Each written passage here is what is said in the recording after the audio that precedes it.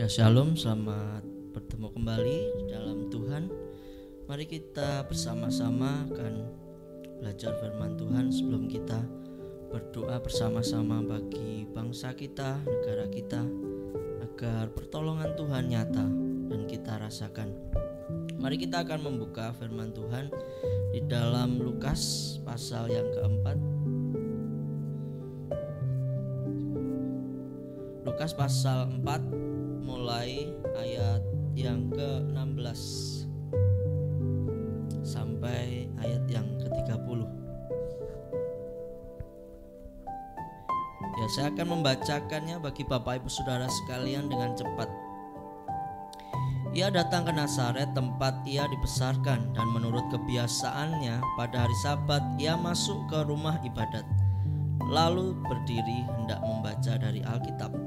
Kepadanya diberikan kitab Nabi Yesaya, dan setelah dibukanya ia menemukan nas di mana ada tertulis, Roh Tuhan ada padaku, oleh sebab ia telah mengurapi aku untuk menyampaikan kabar baik kepada orang-orang miskin, dan ia telah mengutus aku untuk memberitakan pembebasan kepada orang-orang tawanan dan penglihatan bagi orang-orang buta, untuk membebaskan orang-orang yang tertindas, untuk memberitakan tahun rahmat Tuhan telah datang.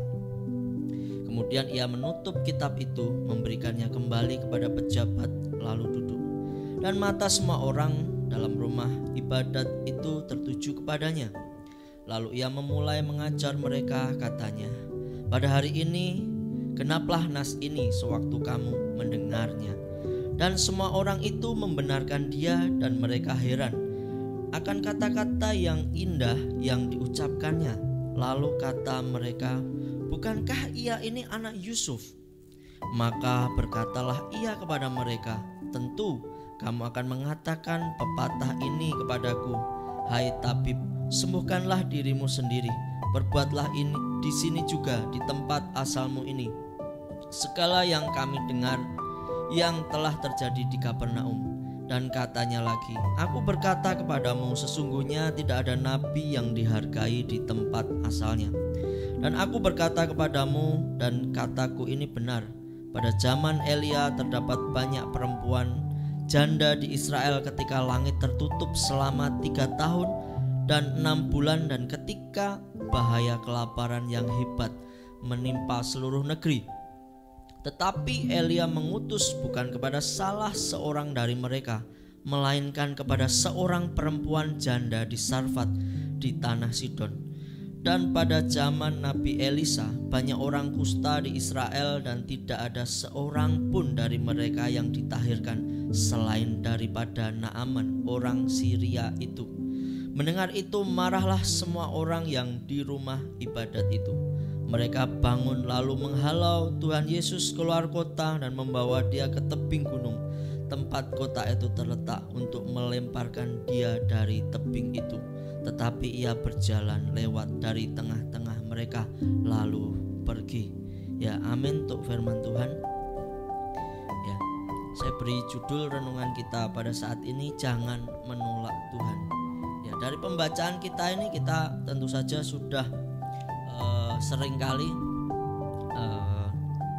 membaca kisah ini, dan kisah ini tidak asing bagi kita. Ya, ini adalah dalam perikop ini, yaitu Tuhan Yesus dia sedang beribadah, yaitu di tempat asalnya sendiri, di Nazaret. Nah, tetapi apa yang terjadi? Di situ yang terjadi adalah orang-orang di situ menolak Tuhan Yesus. Mereka tidak percaya. Nah, maka LAI di situ memberi judul dalam perikop ini, Yesus ditolak di Nazaret. Nah, disinilah terjadi yang namanya penolakan. Nah, apa sebenarnya yang sedang ditawarkan Tuhan bagi orang-orang yang ada di Nazaret? Tuhan selalu sebagai pribadi yang menjadi inisiator, berinisiatif untuk melakukan segala sesuatu yang baik dalam hidup kita. Segala tempat di mana Tuhan Yesus datang, selalu Tuhan mempunyai hati untuk yang namanya memulihkan,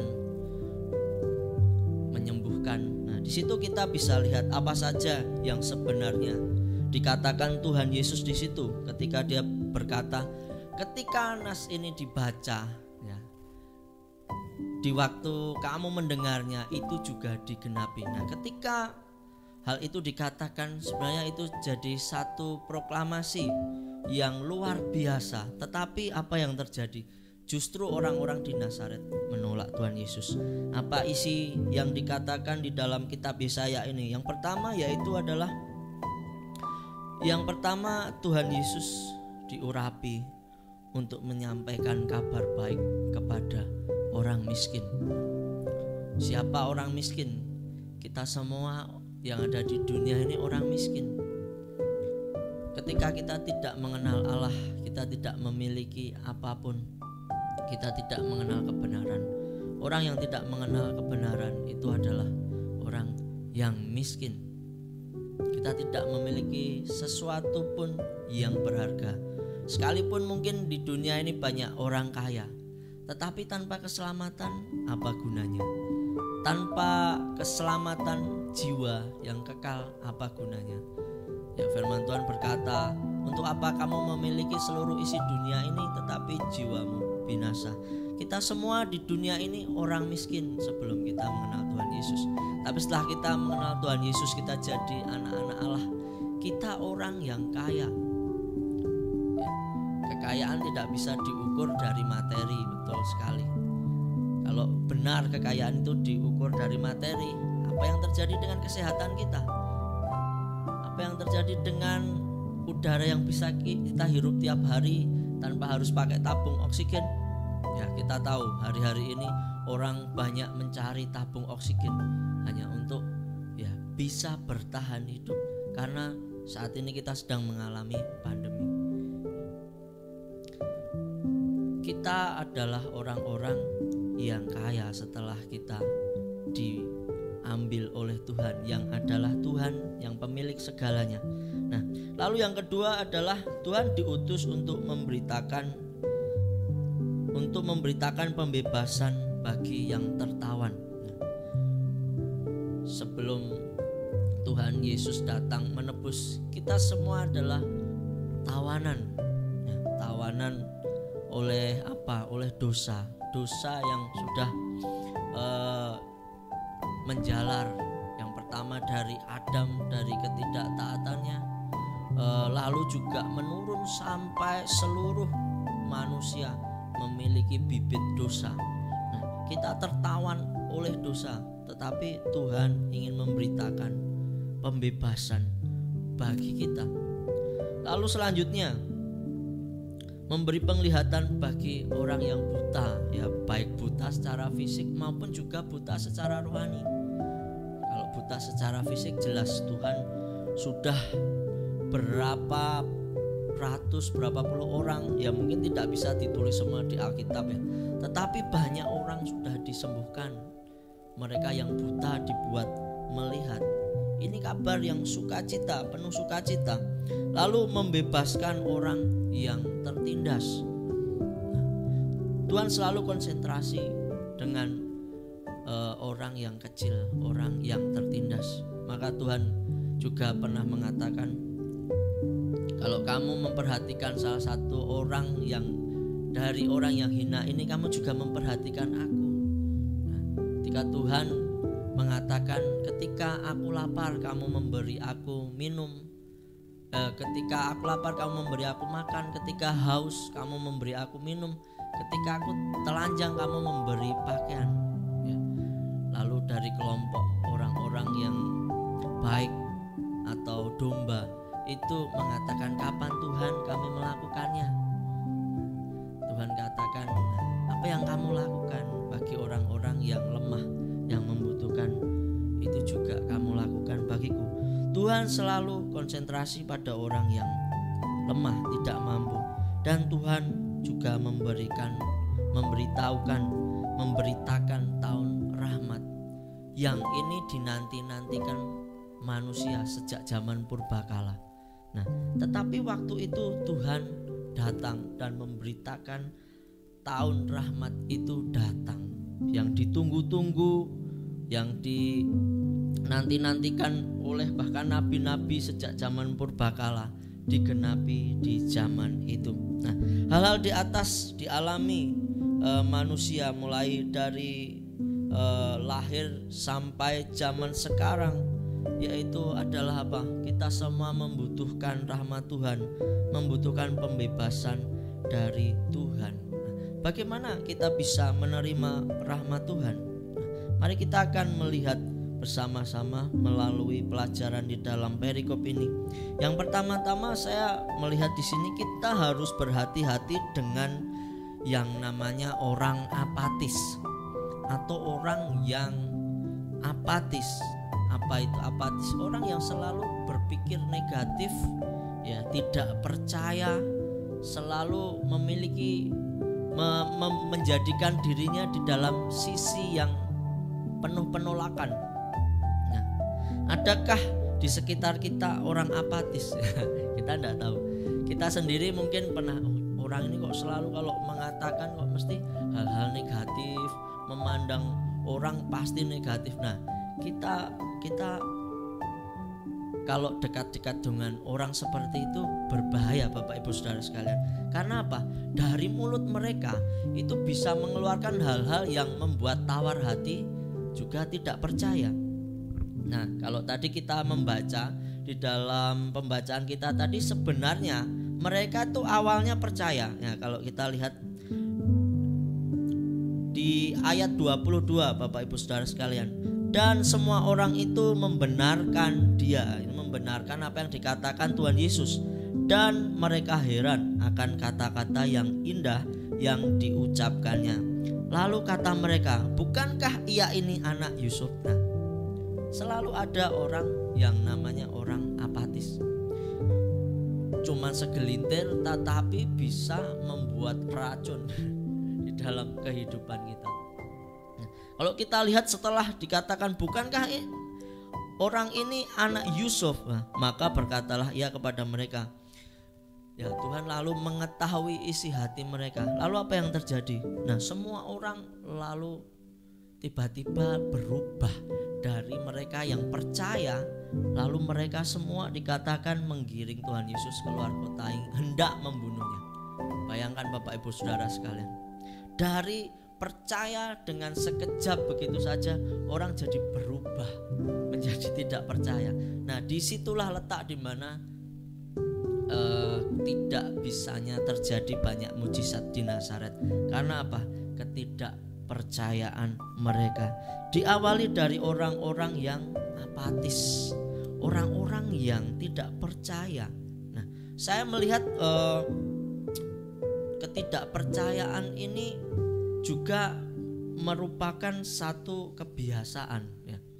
Kebiasaan orang yang selalu berkata negatif itu, mereka membiasakan dengan kata-kata itu, opo yo, tenane. Jadi tidak pernah melihat dari sisi yang baik. Bahkan kalau melihat satu kebenaran itu bisa dibelokkan. Ya. Kita bisa melihat, ya, ciri-ciri dari orang yang apatis. Yang pertama, menghasut orang, pasti itu. Jadi orang yang apatis itu seringkali menghasut orang. Ya, di situ kalau tadi kita baca, bukankah ia ini anak? Ya, dia memunculkan, ya, satu narasi mungkin, ya, kalau di situ bisa diceritakan lengkap. Mungkin mereka menceritakan satu narasi yang, wah, dia ini kan anak Yusuf, dia ini kan. Nah, seperti itu. Menghasut orang-orang yang beriman, yang percaya, bisa menjadi juga apatis. Maka orang-orang begini ini berbahaya sekali. Lalu juga mereka ini sering menganggap enteng orang. Nah, dengan mengatakan bukankah orang ini anak Yusuf? Ya, kita tahu Yusuf adalah seorang tukang kayu. Tentu saja bisa saja mereka meremehkan, loh, ini kan cuman anak tukang kayu, ini kan bukan orang yang pintar, ini kan bukan orang yang pengaruh, mereka kan cuman keluarga biasa. Nah, lalu juga menganggap rendah kalau hal seperti itu, ya, menganggap rendah. Juga kalau dalam bahasa yang sekarang itu nyinyir nyinyir ya. Sekarang itu banyak orang nyinyir ya. Kalau kita lihat di YouTube, di video-video, wah apalagi berhubungan dengan pemerintah ya, keputusan-keputusan pemerintah, wah banyak yang namanya nyinyir. Orang-orang yang apatis itu mereka nyinyir. Contohnya pemerintah kita sekarang itu sedang berusaha untuk memberikan yang terbaik bagi bangsa ini dengan berbagai macam cara. Tetapi apakah ada orang yang mengetahui bahwa itu hal yang baik? Ada. Tetapi juga ada orang yang tahu bahwa itu hal baik tetapi tetap nyinyir. Itu ada. Banyak sekali, dan itu seringkali membuat satu, bagi kita yang tahu kebenaran pasti kita jengkel lihat. Lihat orang nyinyir itu jengkel sekali. Tapi yang kedua, yang bahaya ini, perkataan mereka itu bisa menghasut orang lain untuk juga ikut tidak bersyukur, tidak mau menerima hal yang baik. Pemerintah misalnya sudah memberi vaksin secara gratis ya.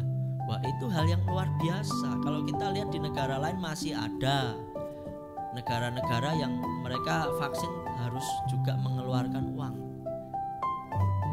Tetapi negara kita bersyukur, sekalipun negara yang besar, penduduknya besar, tetapi pemerintah masih memberikan yang namanya vaksinasi gratis. Nah, ini sebenarnya harus disyukuri.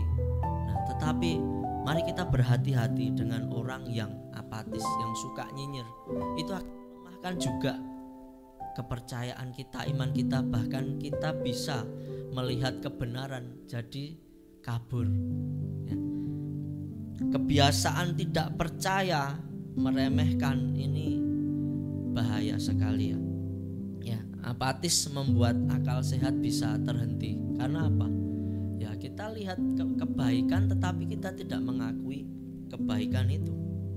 Mari kita hindari orang-orang yang apatis agar kita tidak tertular oleh racun mereka, supaya kita tetap memiliki iman dan percaya di dalam kebenaran. Nah, yang kedua,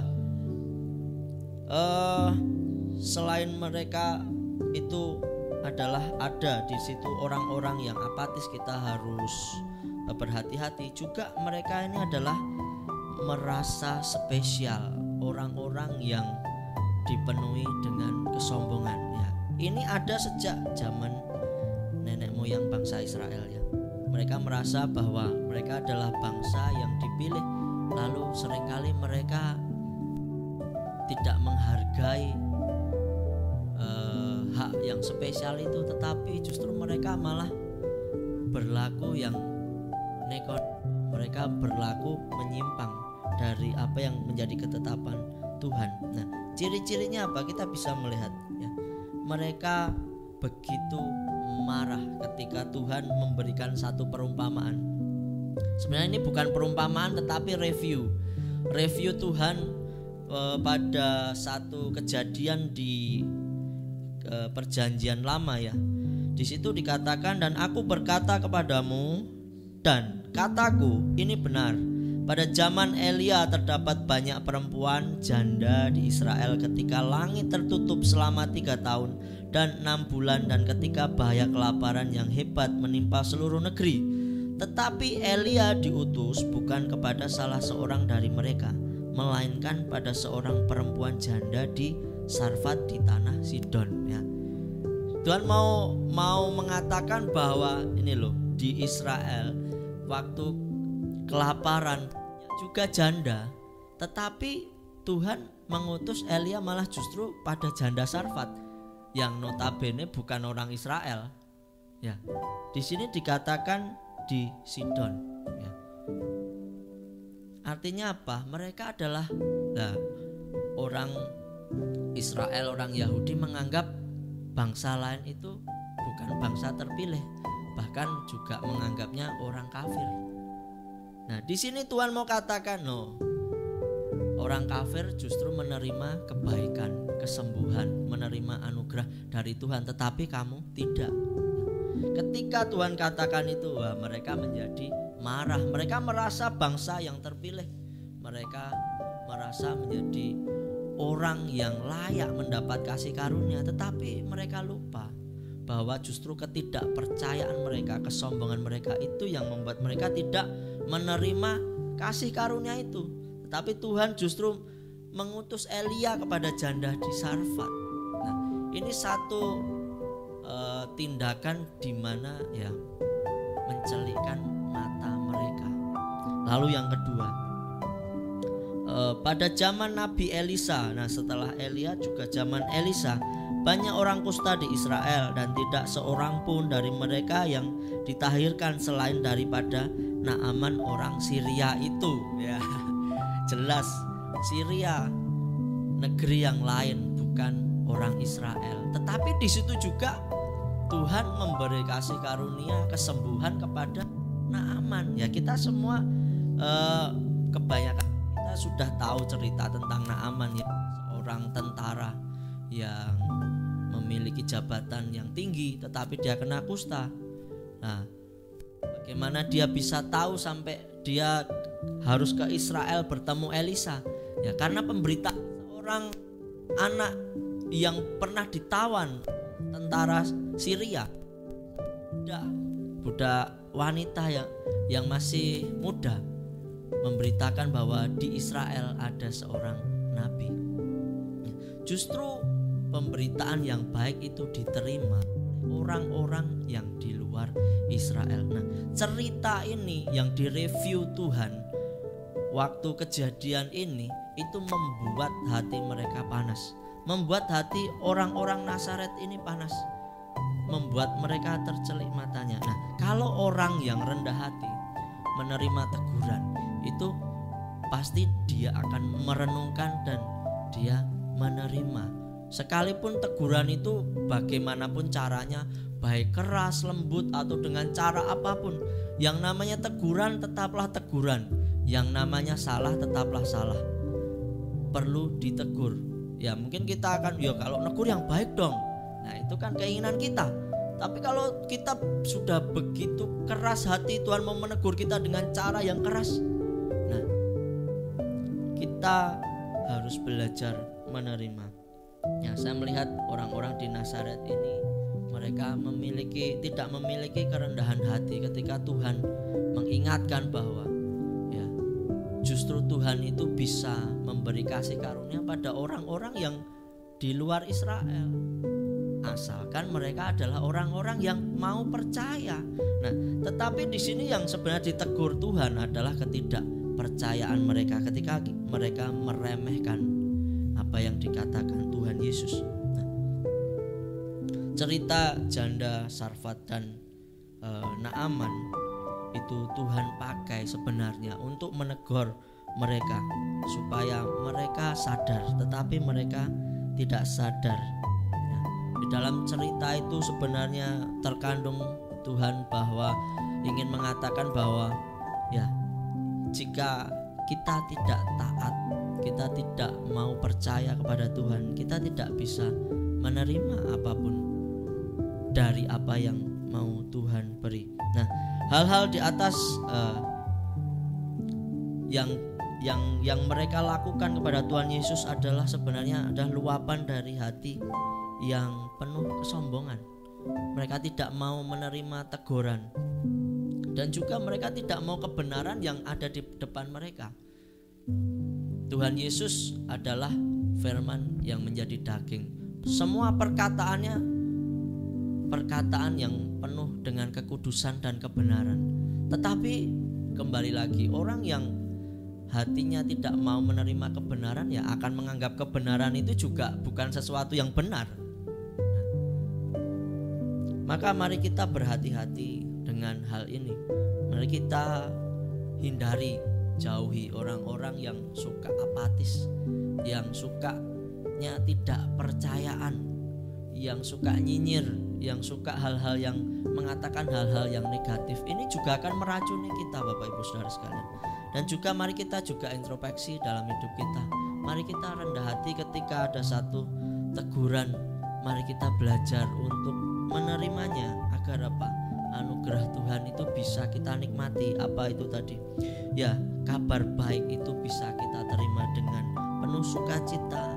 Kabar pembebasan, nikmati betapa Tuhan ingin membebaskan hidup kita, membebaskan jiwa kita dari ikatan-ikatan yang membuat kita berat, membuat kita melihat apa yang sebelumnya tidak bisa kita lihat dengan jelas, yang buta dari hidup kita dibukakan menjadi terang. Itu semua akan kita nikmati ketika kita percaya kepada Tuhan Yesus ya. Di dalam Mazmur pasal 149 ayat 4 dikatakan, sebab Tuhan berkenan kepada umat-Nya, Ia memahkotai orang-orang yang rendah hati dengan keselamatan. Ya Bapak Ibu Saudara sekalian, apa yang diperlukan orang dalam hidup ini kalau tidak keselamatan?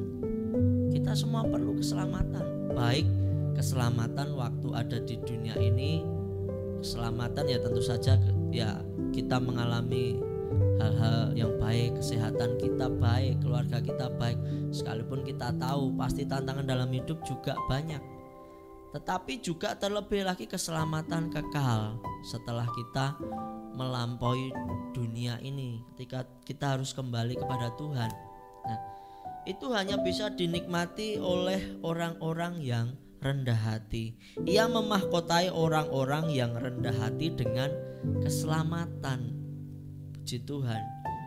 Jadi mari kita terus ingatkan diri kita masing-masing untuk kita rendah hati ya. Nah ini ada lagi satu ayat firman Tuhan saya sangat terberkati, yaitu di dalam Mika pasal 6 ayat 8. Hai manusia, telah diberitahukan kepadamu apa yang baik. Nah, hai manusia, telah diberitahukan kepadamu apa yang baik. Semua firman Tuhan yang kita dengar, lalu juga di dalam perikop ini tadi janji Tuhan yang baik sudah disampaikan kepada jemaat yang ada di Nazaret itu tadi.